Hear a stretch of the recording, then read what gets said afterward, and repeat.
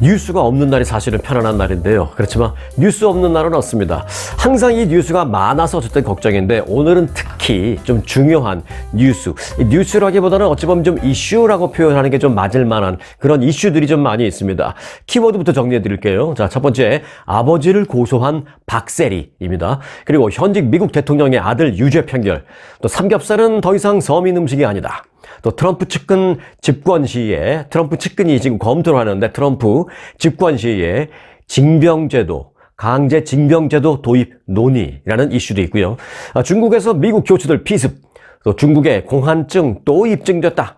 또 웨딩 촬영하러 한국을 찾는 일본 커플들입니다. 자, 바로 갑니다. 아버지를 고소한 박세리. 도대체 이런 일이 있을 수 있을까요? 네, 실제로 발생했습니다. 스토리는 이렇습니다. 골프 선수 출신 우리가 잘 알지만 지금은 감독이라고 불리기도 하고요. 또 방송 출연을 많이 해서 또 어떤 사람은 방송인이 다 됐네 이렇게 부르기도 하는데 저는 그저 박세리 선수가 입에 잘 붙었어요. 그래서 박세리 감독, 박세리 방송인 이런 것보다는 박세리 선수가 편하고 자꾸 이렇게 입에서 나오는데 오늘 그냥 박세리 선수로 한번 가볼까 합니다. 자, 올해 나이는 46살입니다. 벌써 우리의 박세리 선수가 46살이에요. 자, 박세리 선수가 현재 그 박세리 희망재단이라는 곳에 이사장으로 있는데 이 희망재단이 박세리의 아버지를 고소한 것으로 파악됐습니다. 관련 업계에 따르면 박세리가 이사장으로 있는 박세리 희망재단은 그 박세리 선수의 아버지 박준철 씨를 사문서 위조 그리고 그 위조한 사문서를 행사한 혐의로 대전 유성경찰서에 고소되었습니다. 재단이, 즉 박세리 선수가 이사장으로 있는 재단이 아버지를 고소한 겁니다. 자, 경찰은 이번 해당 사건을 이미 검찰에 송치한 것으로 알려졌습니다. 그 검찰에 송치했다는 것은 뭐예요? 경찰이 수사를 어느 정도 해봤을 때 이거는 범죄 행위가 어느 정도 성립되는 것 같다라고 판단하니까 검찰로 보낸 거죠.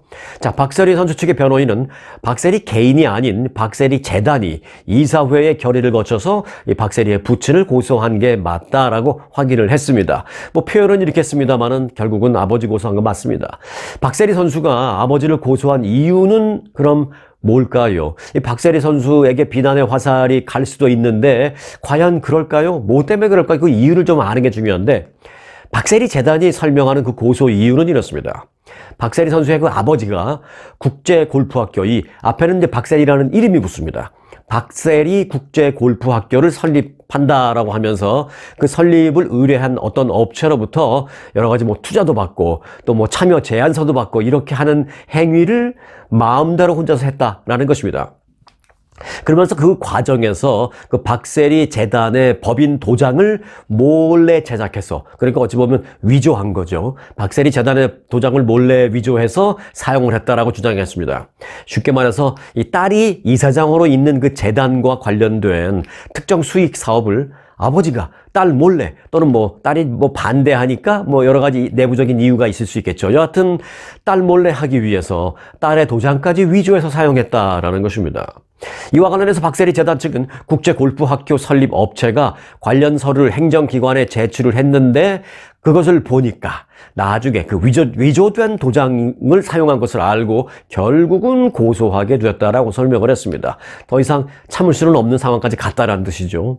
자, 이번 고소는 박세리 희망재단이 이사회의 결의를 거쳐서 고소하기로 찬성합니까? 박세리 이사장, 이 박세리 이사장의 아버지가 한 짓인데 그래도 우리 재단이 고소하기를 찬성합니까? 라고 회의를 한 거죠. 사실 회의를 했으니까 만장일치 또는 다수결 어찌됐든 그 결정이 된 겁니다. 그런데 이제 박세리 선수가 이 재단의 이사장으로 재직 중인 만큼 사실상 딸이 아버지를 고소한 것이나 마찬가지다라고 이렇게 한국에서는 얘기를 하고 있습니다. 박세리 선수 측은 이런 말도 했습니다. 부친이 추진한다고 하는 그 국제골프학교는 우리 박세리 재단에서는 전혀 추진 의사가 없는 사업이다라고 부연 설명까지 했습니다. 완전히 아버지와 선을 그어버린 것입니다. 부친이 한다는 그 일들은 우리하고는 아무 관계없는 것이다. 이 얘기는 왜 했냐면 이제 지금 이전은 물론이지만 앞으로 이 이후에도 우리 아버지가 내 이름을 팔고 뭘 하겠다라고 계속 사업을 하겠다라고 다니면 여러분들 속지 마세요라는 그 얘기입니다. 따지고 보면. 사실 박세리 선수의 아버지의 이 같은 그 독단적인 또는 뭐 음성적인 이런 일들은 이게 다가 아닙니다. 박세리라는 이름을 걸어놓고 하겠다라는 사업은 이것 외에도 뭐 박세리 국제학교, 앞서는 이제 박세리 국제 골프 아카데미인데 뭐 그것 말고도 박세리 국제학교.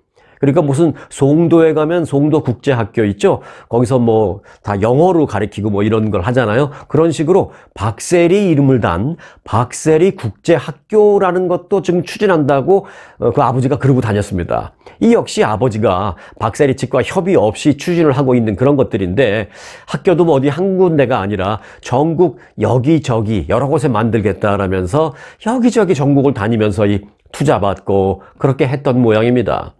이런 현상과 관련해서 이런 상황과 관련해서 이 딸인 박세리 선수는 아버지가 한다라는 국제 골프 학교는 물론 국제 골프 아카데미 등등등 그 어떤 것도 나는 계획에 없습니다 라고 재단 공식 안내문을 통해서 공개적으로 그렇게 밝혔습니다.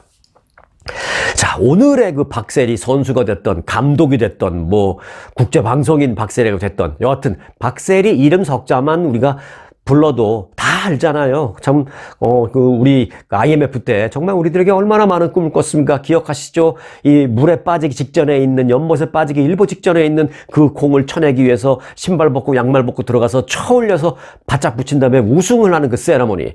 우리에게 정말 많은 꿈과 희망을 줬는데, 그 오늘의 그런 박세리가 있게끔 사실상 그 박세리를 만든 사람은 아버지다라는 말, 저도 사실 어느 정도 공감합니다. 그런데 그렇게 박세리를 만든 아버지와 또 아무리 그렇다 하더라도 함부로 박세리 이름을 걸면서 이런저런 투자를 받고 있는 그런 아버지, 이런 아버지를 여하튼 더 이상 묵과할 수 없는 그런 이 박세리 선수로서는 그 모녀 간의 법정 싸움이 이제 시작됐다 이렇게 보시면 되겠습니다. 이번 싸움에 어떤 비하인드 스토리도 분명히 있을 겁니다. 지금 초기 단계이기 때문에 아직 비하인드 스토리가 많이 나오진 않았는데 비하인드 스토리가 더 나오면 이 시간을 통해서 좀 더 전해드리도록 하겠습니다. 다음 키워드입니다. 현직 미국 대통령의 아들 유죄 판결입니다. 이 바이든 대통령의 차남인 헌터 바이든이 어제 이 불법 총기 소유 혐의에 대한 재판에서 유죄 판결을 받았습니다. 배심원단 재판을 받은 거죠. 지난번에 그 트럼프 전 대통령이 형사 재판을 받았던 것과 똑같이 배심원단 재판을 받았는데 배심원단이 유죄 판결을 내린 겁니다. 자, 헌터 바이든 그 재판의 배심원단은 어제 델라웨어주 윌밍턴 연방법원에서 유죄 판결을 내린다라고 발표를 했습니다. 앞서 그 헌터 바이든은 지난 2018년이었죠. 자신이 마약을 사용한 그 중독자라는 사실을 숨기고 권총을 구매하고 또 소지한 그런 혐의로 특검에 의해서 지난해 기소되었습니다. 미국 역사에서 현직 대통령의 자녀가 형사 기소된 것 이번이 처음입니다. 이것도 기록을 새로 쓴 겁니다. 이 헌터 바이든이 기소된 혐의는 최고 25년의 징역형과 75만 달러의 벌금이 내려질 수도 있는 그런 범죄라고 합니다. 하지만 과거의 어떤 판례를 봤을 때 어떤 위급한 폭력적인 상황에 연루되지는 않았고 그리고 초범이고 심각한 그렇기 때문에 아주 심한 그 중형 뭐 20년, 25년 이렇게까지 심각한 수준의 징역형을 받는 경우는 과거의 판례에는 그 정도는 거의 없었다라는 것입니다. 그 상황에서 죄를 지은 건 맞지만 그 상황에서 어떤 총기를 사용해서 위험한 상황을 만들었거나 뭐 일단 그런 건 아니고 그리고 이제 초범이고 그래서 아마 중형은 피할 수 있을 것 같습니다만은 징역형을 피하기는 어려울 것 같다. 라는 게 미국 언론의 전망입니다. 실제로 징역형을 받고 감옥에 가게 되면 그 역시 계속 새로운 역사를 창피하지만 쓰는 겁니다. 이 헌터 바이든의 이번 유죄 판결은요, 공화당 대선 후보인 그 트럼프 전 대통령이 최근에 그 성추문 입막음 돈 관련 재판에서 유죄 판결을 받았잖아요. 그 이후에 또 대통령 아들이 이런 걸 받으면서 지금 미국에서는 참 안타까운, 참 자괴감까지 나오고 있는 그런 상황입니다. 자, 이에 따라서 오는 11월 대통령 선거에서 재선에 도전하는 바이든 대통령의 소위 차남 사법 리스크, 소위 차남 리스크가 점차 조금 더 부각될 것으로 예상되고 있습니다. 헌터 바이든은 탈세 혐의로도 지금 기소돼 있거든요. 그런데 이제 이 탈세 혐의와 관련된 재판은 오는 9월 이곳 LA에서 진행될 예정입니다. 자, 여하튼 지금 미국은요, 역사상 전무후무한 기록이 계속 만들어지고 있죠. 미국 역사상 최초로 전직 대통령이 형사 기소됐다라는 신기록. 그리고 어제는 미국 역사상 최초로 현직 대통령의 아들이 형사 기소됐다라는 기록. 그것도요, 둘 다 유죄 판결을 받았다라는 기록 등등등입니다. 앞으로 참 미국 역사가 흐르면서도 또 깨지기 좀 힘든 그런 두 개의 기록을 동시에 쓰고 있는 작금의 2024년 미국의 현실입니다. 다음 키워드입니다. 삼겹살은 더 이상 서민 음식이 아니다. 입니다. 요건 이제 한국 얘기인데요. 한국에서는 직장인들이 요즘 이런 말을 하고 있습니다. 셋이서 삼겹살에 소주, 맥주 몇 병만 주문을 해도 10만 원은 훌쩍 넘어가 버립니다. 라고 말하고 있습니다. 10만 원이라고 하면 대충 90불 정도로 생각하면 어찌 보면 셋이서 그 정도면 싸지라고 미국 기준으로는 그렇게 생각할 수 있습니다만은 이게 한국에서는 그게 아니에요. 이 삼겹살에 그저 맥주 한 잔, 삼겹살에 소주 한 잔하고 동료들하고 앉아서 이렇게 일 끝나고 술잔 살짝 기울이면서 삼겹살 먹고 하는 게 정말 그야말로 서민들에겐 꼭 필요한 거기 때문에 이게 가격 부담이 있어서는 안 되는 대표적인 음식 중에 하나가 바로 삼겹살이거든요. 그리고 소주. 자, 서울 지역의 삼겹살이 지금 1인분이 사실은 200g 정도를 생각합니다. 그런데 요즘은 이것도 좀 무너지고 있어요. 200g이라는 거. 자, 여하튼 1인분 200g의 가격이 지금 2만 원을 처음 돌파했습니다. 그러니까 달러로 따진다면 삼겹살 요만큼 미국식으로 여러분들이 이제 미국에서 한국 식당 갖고 여기 삼겹살 2인분 주세요 했을 때 나오는 그 1인분 2개. 그 1인분의 양을 생각하시면 안 됩니다. 아마 그거 반이나 될까? 한국에서는. 그러니까 아주 조그맣죠. 작은 거 한 2조각입니다. 이렇게 작은 거 길쭉한 거 2조각 정도 되는데, 그게 이제 18불, 20불 한다고 생각하면 미국에서도 사실은 그 싼 가격은 아닌데 한국에서는 더더욱이 그런 부담 있는 가격입니다. 자, 이렇게 삼겹살 1인분이 2만 원을 돌파한 가운데 한국에서 그 직장인들은 이제 삼겹살에 소주 한 잔이 더는 서민 음식이 아니다 라면서 아주 현 상황에 대한 불만을 토로하고 있습니다. 자, 서울 지역의 음식점 삼겹살 1인분 200g의 평균 가격은 지난달 2만 83원으로, 요건 이제 평균입니다. 2만 83원으로 2만 원대를 처음으로 넘어섰습니다. 서울 광화문이나 강남의 유명한 고깃집에서는 당연히 2만 원이 넘고요. 근데 여기 강남의 유명한 고깃집인데 여기 2만 원이 안 되네. 19,000원이네. 라고 생각이 드신다면 그 그램수를 잘 보시기 바라겠습니다. 그런 데는 1인분이 200g이 아니라 150g. 150g으로 정해놓고 17,000원, 19,000원 이렇게 써붙여놓은 곳도 많습니다. 자, 200g 기준으로 환산하면 2만 원을 넘어서서 아마 그 17,000원 받는 게 150g이니까 사실은 그 200g으로 환산한다면 25,000원 꼴 된다는 그런 얘기입니다. 그러니까 그램수로, 무게로 좀 장난하는 거죠. 속이는 건 아닙니다만은 1인분의 양을 200g이 아니라 150으로 일종의 그것도 속이는 겁니다. 자, 소주는 통상적으로 한국의 음식점에서 한 병에 5,000원, 또 고급 식당에서는 소주 한 병에 7,000원까지도 왔습니다. 맥주도 한 병에 조금 일반적인 식당에서는 6,000원, 그리고 이제 조금 비싼 식당에서는 맥주 한 병에 8,000원도 받습니다. 이 강남에서 직장에 다니는 30대 김모 씨는 이제 동료들끼리 삼겹살에 소주 한잔 하자라고 말하기도 부담스럽다라고 말하고 있습니다.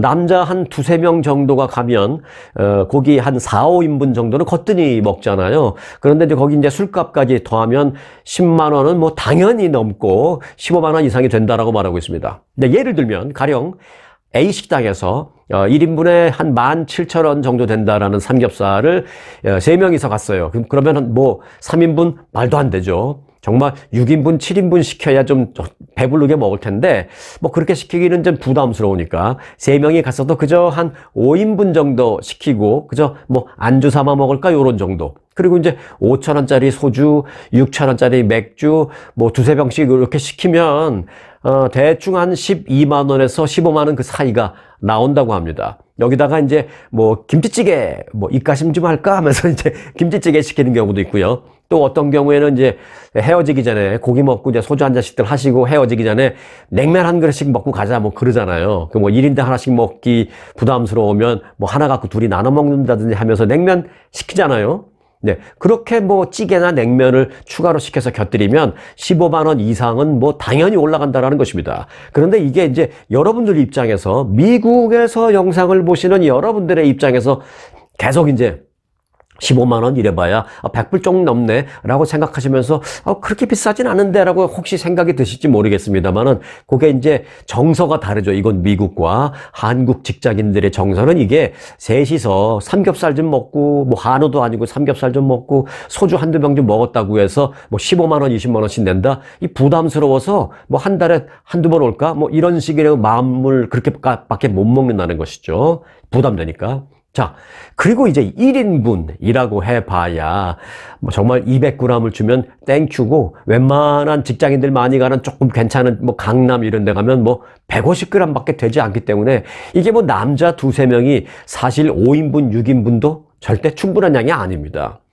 그런데 이런 상황에서 가격을 올리는 대신에 삼겹살 1인분 그 중량을 150, 심한 데는요 130g으로 치는 그런 식당도 있다라고 합니다. 그러니까 이거 130g 정도 되면요, 남자 정도 되면 이게 한 3인분 정도는 먹어야 조금 먹었다? 소위 말하는 이제 간에 기별이 좀 겨우 가는, 이 정도 되는 거죠. 뭐 3명이 가면 9인분, 10인분 먹어야 되는데 부담되니까 그렇게는 못 시키고, 또 식당 주인 입장에서는 이제 양을 줄이겠다라는 것인데, 이제 얼마나 심하냐? 1인분 200이 아니라 150, 150이 아니라 130g으로 주는 식당들도 적지 않다라는 것입니다. 그러니까 이제 직장인들은 더 먹고 싶은데 못 먹는 거죠. 종로에서 회사에 다니는 50대 노현준이라는 분은요, 삼겹살이 너무 요즘 비싸져서 그런지 이 가격을 낮은 상태에서 양으로 장난치는 그런 가게들이 많다라면서, 가격은 그대로인데 양이 눈에 띄게 줄었다라면서 1인분이 1인분이 아닙니다 라고 말하고 있습니다.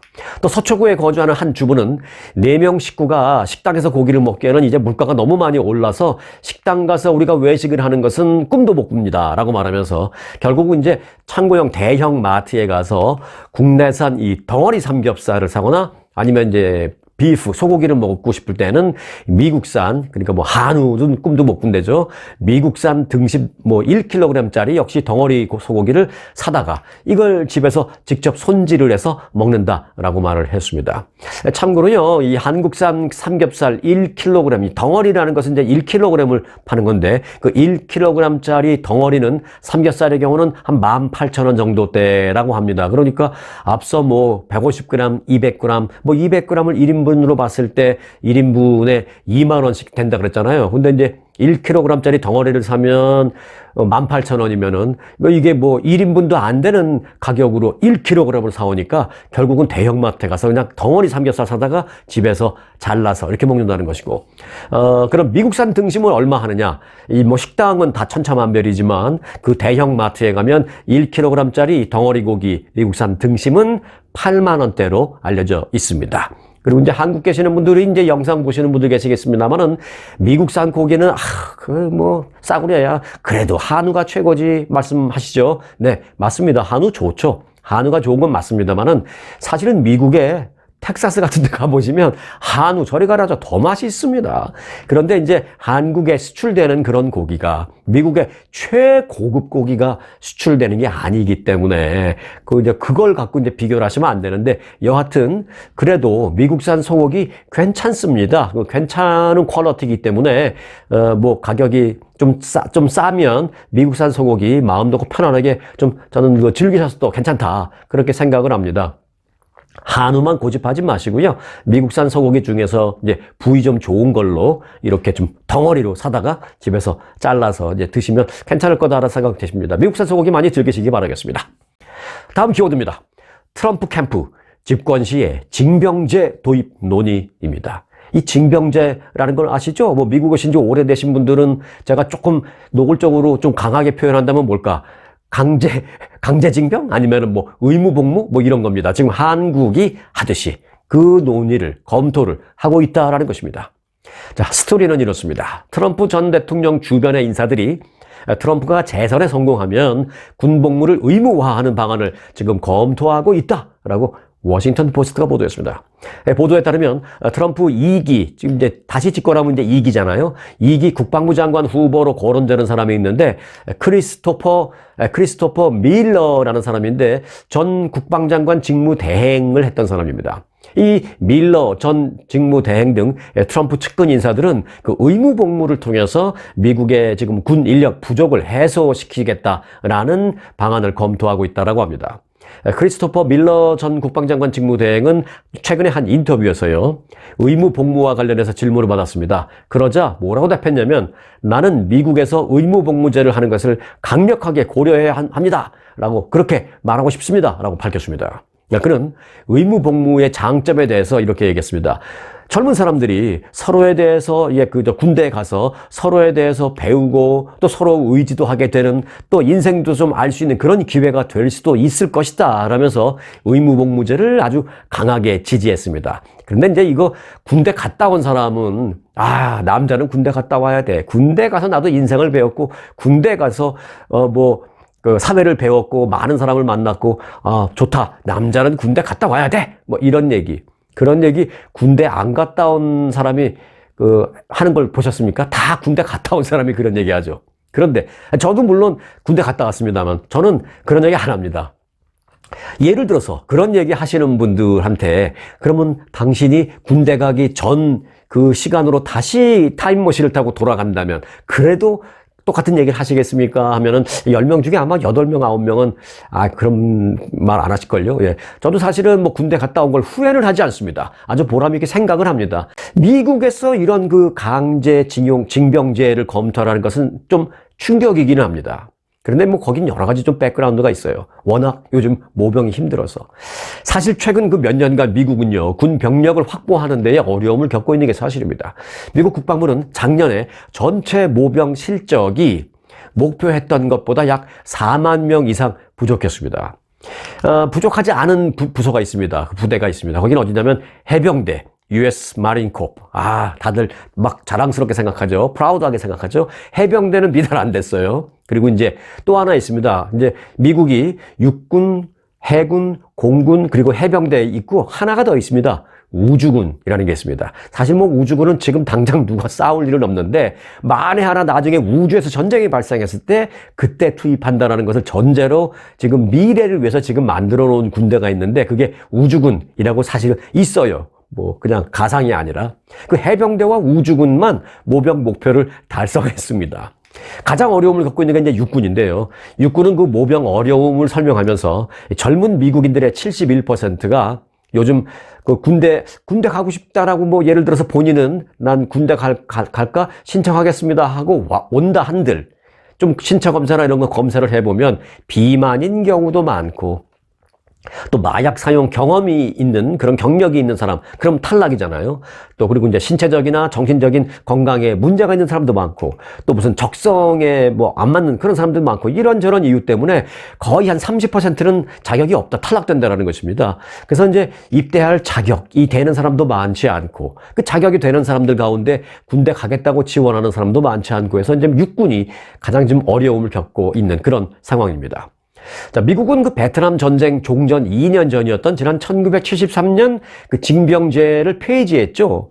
그 이후에 그 의무복무라는 그 키워드는, 단어는 사실 정치적으로 인기가 많이 없는 그런 단어였습니다. 사람들 다 이제 입에 담으려고 하지 않습니다. 그런데 최근에 일부 공화당 인사가 이 의무복무라는 단어를 조금씩 서서히 입에 담기 시작했다는 것입니다. 특히 트럼프 전 대통령 선거 캠프의 주요 고위 인사들이 최근에 이런 걸 검토하고 있다라는 얘기입니다. 자, 국민 전체적인 어떤 여론이나 이 반응, 징병제에 대해서 그런 것은 아직은 조사된 바는 없습니다만은, 여러분들은 어떻게 생각하시는지 저는 제 개인적으로 좀 궁금하네요. 혹시 이제 미국에서의 어떤 징병제에 대한 여러분들의 의견이 있으시면 댓글로 좀 올려주시기 바라겠습니다. 다음 키워드입니다. 중국에서 미국 교수들 피습입니다. 중국 공안 경찰이 발표한 내용인데요. 중국 북동부 지린시에서 중국 대학의 그 단기 교환 교수로 간 그 미국의 아이오와주 코넬 대학 강사 4명이 중국에서 그 흉기로 피습을 당했습니다. 그런데 다행인 건 그 용의자 한 명을 하루 만에 어제 체포를 했다라는 소식입니다. 지린시 경찰 당국은 이 쿠이라는 이 라스네임을 가진 55살의 남성이 지난 10일 공원에서 걷던 중에 외국인 한 명, 그러니까 미국인이요. 미국인 한 명과 딱 부딪혔는데 그 이후에 이 쿠이가 그 미국인 그리고 미국인과 같이 있던 다른 미국인들을 모두 흉기로 공격을 했다라고 밝혔습니다. 코넬 대학의 강사였습니다. 그 미국인은요. 지린시 베이화 대학에서 교환 교수로 이제 강의를 하고 있던 그런 상황이었습니다. 강사들이 속한 그 코넬 대학의 조나단 브랜드 총장은 어제 공식 성명서를 발표하고요. 강사 4명은 베이화 대학 정규 교수 1명과 공원에 있던 중 공격을 당한 것으로 함께 같이 공격을 당한 것으로 확인됐다라고 밝혔습니다. 그러면서 아주 충격적인 일이다. 그래서 우리는 이 내용을 미국 국무부로부터 정보를 입수하면서 팔로우하고 있다라고 말을 했습니다. 한편 그 이번에 그 미국인 강사 흉기 피습 사건이 발생한 그 중국 그 지린시라고 제가 말씀드렸잖아요. 지린시보다 다음 단계는 이제 지린성입니다. 그 한국으로 말하면 뭐 강남구, 그다음에 서울시 뭐 이렇게 되죠. 아니면은 뭐 경상남도, 그다음에 뭐 밀양시 이런 식으로 되는데 이제 밀양시가 지린시가 되고 경상남도가 이제 지린성 더 큰 규모인데 이 얘기를 왜 말씀드리냐면 지린시, 지린성 그러니까 그런가 보다 하시겠습니다만 혹시 이렇게 말씀드리면 기억이 나실지 모르겠습니다. 길림성. 길림성이라고는 우리가 옛날에 많이 들어봤죠. 네, 그 길림성이 한국식으로 발음을 한 거고 중국식 발음을 하면 지린성입니다. 그 지린성 안에 있는 자치단체가 지린시고요. 자, 이 중국의 이 지린시는 조선족들이 대거 거주하는 지역입니다. 말씀드렸다시피 이제 길림시로 불리기도 하고요. 과거에는 제가 이제 이 얘기를 왜 말씀드리냐면 이게 한때는 이게 우리나라 땅이었어요. 때는 과거 고구려 시대에는 우리 고구려가 이 지린시 이 지역을 완전히 장악해서 지배를 했던 그런 적도 있었습니다. 그래서 이제 위치적으로 본다면 만주 조금 중남부 쪽, 만주 조금 아래쪽에 입지를 한 그런 그 위치에 있습니다. 한국 쪽하고 가깝죠. 그래서 그런 덕분에 이제 만주족이 여기 한 23만 명 살고요. 또 조선족은 이제 우리 한민족이잖아요. 조선족 11만 명이 여기 대거 거주하고 있는 등 사실 그 우리 민족과 밀접한 관계에 있는 지역이 바로 이 지린시, 길림시, 그리고 결국은 길림성 많이 들었던 그런 것으로 아시면 되겠습니다. 자, 다음 키워드입니다. 중국의 공한증 또 입증됐다입니다. 자, 여기서 이제 공한증이라는 것은요, 공포에 떤다라는 한은 한국입니다. 대한민국 할 때. 증은 뭐 증상. 그러니까 한국만 보면 공포에 떠는 증상. 이게 공한증입니다. 이게 뭐 전반적으로 다 그렇다는 게 아니라 어디서 이런 말이 쓰이냐면 축구, 국가대표 축구에 항상 이런 징크스가 있어요. 중국 국가대표 축구팀에게 한국만 만나면 그렇게 집니다. 20억 인구에서 뽑았다는 그 중국 국가대표 축구팀이 5천만에서 뽑은 한국 축구팀에게 최근 몇 년 동안 이겨본 적이 없어요. 한국 축구 대표팀이 어제 중국을 또 격파하고 2026 북중미 월드컵 아시아 2차 예선을 웃으면서 잘 마쳤습니다.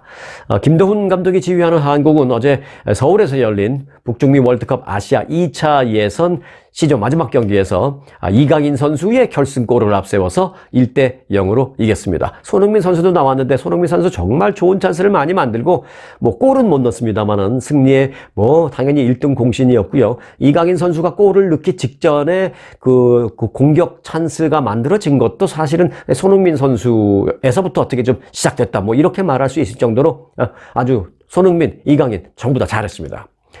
이미 지난번 경기 5차전에서도 그 한국은 그 중국과의 경기에서 원정 경기에서 이제 승리를 거뒀는데 이번에 또 중국을 이기면서 한국은 기분 좋게 이제 예선을 무패로 마감을 했습니다. 자, 간단하게 좀 축구 얘기를 좀 정리해보면 이렇습니다. FIFA 랭킹 한국은 23위입니다. 그런데 이제 한국은 어제 승리를 했기 때문에 이달 말에 발표되는 그 랭킹에서 아시아 지역에서는 3위권을 그대로 유지할 수 있게 됐습니다. 이게 왜 중요하냐라면 또 의미가 크냐면 아시아 3위를 유지하게 되면 월드컵 예선 조 추첨에서 1번 포트에 들어가는 유리한 고지를 점하게 된다라는 뜻입니다. 또 이 뜻은 또 무슨 얘기냐? 일본이나 이란을 피해서 경기할 수 있다는 그런 의미입니다. 일본, 이란 아주 아시아에서는 강팀이기 때문에 우리는 다 피하고 싶어 하죠. 그 일본과 이란을 피할 수 있는 게 이 아시아권의 3위를 차지하는 그 의미입니다. 의미. 왜냐하면 아시아에서 1, 2, 3위를 한 포트에 한 조에 다 집어넣지 않잖아요. A 포트에 1위, B 포트에 아시아 2위, 3포트에 아시아 3위 이렇게 됐기 때문에 뭐 일본, 이란, 한국 이렇게 다른 조가 좀 달라질 수 있기 때문에 일본과 이란을 좀 피해서 경기를 할 수 있다. 이런 장점이 있다. 그래서 어제 승리는 그런 면에서 아주 의미가 있었다라고 말씀을 드릴 수가 있겠습니다. 자, 오늘의 마지막 키워드입니다. 웨딩 촬영하러 한국을 찾는 일본 커플들입니다. 최근에 결혼을 앞둔 그 일본인 A씨는요, 이제 한 예인데, 웨딩 사진 촬영 장소로 일본이 아닌 한국을 골라서 한국으로 갔습니다.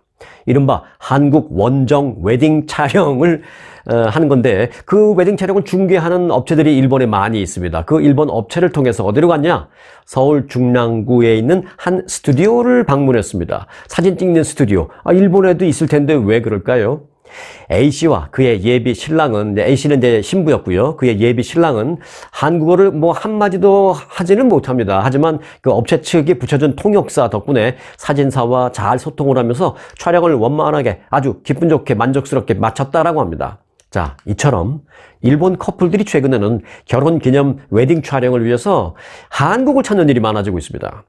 일본은 그 결혼식 진행 시간이 3시간을 넘기는 경우가 많을 정도로 절차가 많이 복잡하다고 합니다. 이에 비해서 한국은 뭐 결혼식이 간소화돼 있는 데다가 대신에 이제 결혼식은 좀 간소화하게 하지만 대신에 웨딩 촬영 문화가 아주 일본보다는 잘 갖추어져 있다고 합니다. 그래서 이 한국의 뭐 아이돌이나 한국 드라마를 좋아하는 일본의 그 젊은 그 예비 부부들이 한국을 여행할 겸 그리고 좀 더 세련되게 그 촬영을 할 겸 한국으로 웨딩 촬영 원정을 떠나는 경우가 많다고 합니다.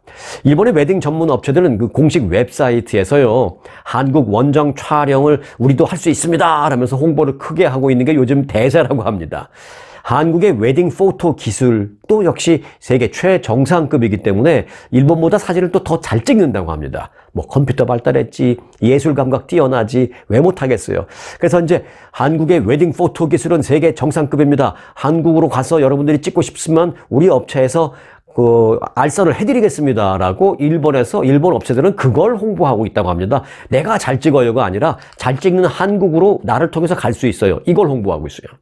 이들이 중개하는 그 원정 촬영 비용은 하루에 약 한 29만 엔입니다. 29만 엔이니까 절대 싼 게 아닙니다. 그런데 이제 최근에 관련 서비스를 제공하는 업체들의 일본인 커플들의 문의가 쏟아지고 있습니다. 일본에서 찍는 것보다는 한 2배 넘게, 한 3배 가까이 든다고 합니다. 이게. 그럼에도 불구하고 한국 간다는 거죠. 이들의 원정 촬영 일정은 대개 3박 4일인데요. 하루 도착하고 그리고 다음 날까지 이틀까지는 촬영을 하고 촬영을 마치고 나면 남은 1박 2일 이틀은 자유여행을 하는 경우가 많다라고 합니다. 한국 여행 일타쌍피, 이른바 그 웨딩 포토 투어라고도 불리우고 있습니다. 꼭 먹고 알 먹고 뭐 일타쌍피 이런 건가요? 네. 자신들이 그토록 원하는 한국식 웨딩 촬영도 하고 한국 관광도 하고 그런 겁니다. 실제로 현재 그 인스타그램에 일본어로, 일본에서 예를 들어서 일본의 어떤 SNS나 이런 데 들어가서 일본어로 한국 웨딩 포토 라는 걸 이제 검색을 하면 최근 그 한국의 원정 촬영을 다녀왔다라는 인증 글과 영상들이 굉장히 많이 올라옵니다. 지금 뭐 한 4, 5만 건 정도 있다고 합니다. 유튜브에도요, 한국 스튜디오들의 그 촬영 분위기와 사진 그 보정력, 그러니까 뽀샵 한다 그러죠. 그런 것도 화장, 메이크업 해주는 기술, 또 헤어스타일 기술. 이 신부 같은 경우에는 메이크업과 헤어스타일 테크닉 정말 중요하잖아요. 이 뭐 한국이 세계 최고니까 그런 기술 등을 막 설명하고 있는 뭐 유튜브나 이런 게 굉장히 많다라고 합니다. 또 한국 원정 촬영만의 장점을 소개하는 영상도 지금 수천 건이 올라와 있다고 합니다. 일본인들은 기모노 등 그 전통 의복 차림으로 신사에 가거나 또는 뭐 절에 가서 사진을 찍는, 어찌 보면 좀 비교적 보수적인 일본의 웨딩 문화를 갖고 있는데, 그런 것에 비해서 이제 한국은 결혼식 당일 그 못지않은 그런 화려한 메이크업도 해주고 아주 멋진 헤어스타일을 해줘서 그 웨딩 그 사진 촬영을 멋지게 한다라는 특색이 있다고 합니다. 그리고 꼭 무슨 신사나 절 이런 데 꼭 아니더라도 멋진 뭐 남대문도 될 수 있고 경복궁도 될 수 있고 아니면 뭐 롯데타워가 될 수도 있고 뭐 여의도가 될 수도 있고 이런 멋이 있고 특색 있는 그런 장소에서 사진을 정말 잘 찍을 수 있어서 그게 좋다고 일본 커플들은 그렇게 말하고 있습니다. 한 그 유튜버는요. 일본의 한 유튜버는 한국 스튜디오들은 사람을 예쁘게 찍는 그 기술에 대한 열정과 기술이 정말 남다르다라고까지 얘기하고 있습니다. 웨딩 전문 스튜디오도 일본보다 훨씬 많다고 합니다. 인구는 일본이 훨씬 많은데 그래서 선택 폭도 많이 넓다라고 하고 있습니다. 그런데 이제 이게 다가 아닙니다. 일본의 그 도쿄, 오사카 등 그 일본 내에 있는 그 대도시에는요. 또 그 짝퉁이 생겼어요. 뭐냐면 한국에 그 원정 촬영을 가고 싶어도 가지 못하는, 가고 싶어도 이제 돈이나 무슨 시간이 부족해서 가지 못하는 그런 일본인 커플들을 겨냥한 한국식 웨딩 스튜디오 일본 내 지점 뭐 이런 것도 생겨나고 있습니다. 쉽게 말해서 한국을 직접 가서 웨딩 촬영을 하고 싶지만 여의치 않은 사람들은 도쿄에 있는 한국식 스튜디오 거기에 가서라도 촬영을 한다라는 것입니다. 이게 뭐 한국 사람이 만든 걸 수도 있고 아니면 한국 가서 공부 좀 하고 조금 배워서 일본에 가서 일본 사람이 만든 그런 것도 있고요. 이런 것들은 한국 특유의 고급스러운 그 스튜디오 환경을 최대한 그대로 거기다 구현을 해 놨다라고 합니다. 자, 그 일본 커플들이 한국식 촬영을 원하는 것은 뭐 여러 가지 그 이유가 있겠습니다만은 그 중에 하나 그 흥미로운 이유는요. 신부가 한국식 그 헤어스타일을 하고 싶기 때문이라고 신부들은 그걸 아주 중요한 이유로 꼽고 있습니다. 일본 여성들은요, 지금 이른바 그 한국식 스타일링, 한국 그 헤어스타일링을 지금 너무 좋아하는 것으로 알려져 있습니다. 더불어서 한국식 메이크업, 화장하는 거. 사실 보면은 뭐 일본 드라마나 일본 영화나 이렇게 봐도 거기에 나오는 그 여배우들의 그 화장한 것과 헤어스타일링, 이것보다는 아무래도 지금 한국 드라마에서 보는 한국 여배우들의 메이크업과 헤어스타일이 훨씬 좀 세련됐음을 저도 사실은 이제 뭐 영상을 보면서 많이 느끼는데 일본의 그 여성분들은 오죽하겠어요. 그래서 한국식 헤어스타일, 한국식 메이크업 그걸 하러 한국을 가던가 못 가면 그걸 해주는 그걸 일본에서 해주는 곡이라도 가서 메이크업하고 화장하고 또 머리하고 촬영을 거기서 하고 싶다라는 게 지금 그런 게 일본의 아주 대세, 젊은 커플들의 대세다라는 것입니다. 자, 오늘 영상은 여기까지입니다. 스토리 뉴스 마칩니다.